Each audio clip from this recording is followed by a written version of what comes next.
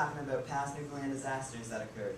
Believe it or not, some of these events may have affected your life or your parents' lives in any way. We'll start by talking about St. John's Fire. Mr. Turner, what's the St. John's Fire? The St. John's Fire was a great fire that caused a great amount of damage to the city of St. John's. It took away people's homes and ended up homeless. To the more extract, it took away 11,000 people's homes for them to live on the streets. How did the fire start?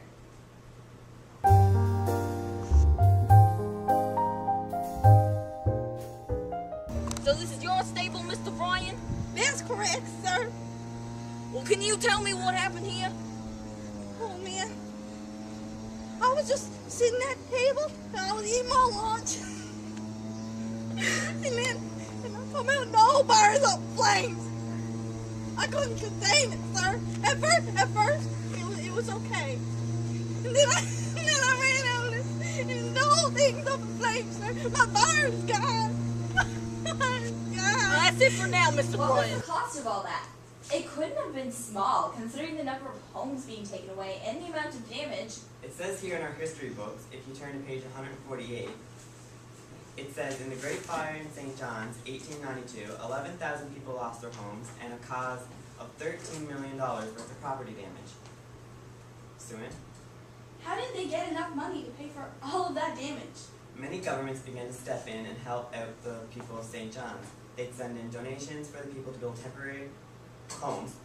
Eventually people got their homes back, and it did take quite a period of time before their lives were normal again.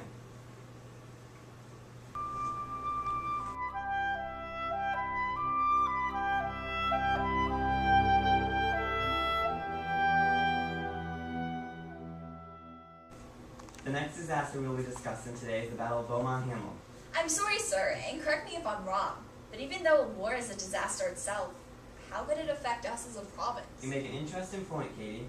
It had a very big effect on us as a province, due to the fact that we lost a great deal of our regiment's men in that war.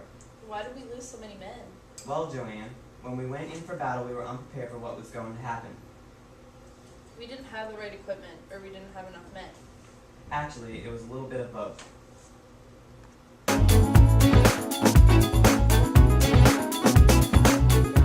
Hayward, us men can't go over there.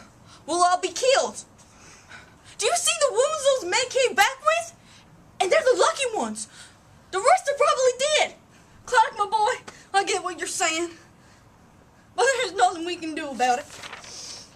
Hayward, you could stop us from going over there. You could save our lives. We're not ready for this. We don't have the machinery that they have. Our men don't stand a chance. Maybe we don't, but we came ready to fight, and that's what we're going to do. That day, 733 of our 801 men in the Newfoundland Regiment were either wounded or killed at the battlefield. It was a great loss for Newfoundland and the families of those men. Their families and friends must have been devastated. I can't imagine losing my brother or my dad. It was a devastating time for those families. Some of the bodies were never found, so the families would never have been able to have any type of proper funeral. That's so sad. It certainly is. The next event we'll be talking about is the 1914 Sealand disaster. In this disaster, people that went out sealing were stranded. How did they get stranded in the ocean? Well, it was the ice that caused it, as well as the unexplained storm that left them out for 2 days.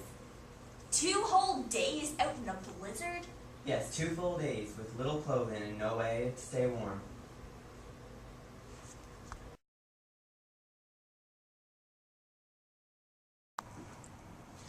Joe, nobody's coming. We're left out here to die. It feels like it's been forever. No one can survive in weather like this, so I just see people dying. Thought we didn't plan for this. Just maybe, Joe, just maybe we'll get out of this blizzard alive. I wouldn't count on it, Bob. I wouldn't count on The it. ship was called the SS Newfoundland, and there were 252 of the country sealers aboard. How many made it back alive? Only 2/3 of those 252 sealers made it back alive, and a lot of them would have lost a limb or several limbs because of the cold.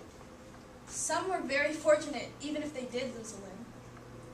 You are 100% correct, and some were very unfortunate and lost their lives, just as the families and friends lost a loved one.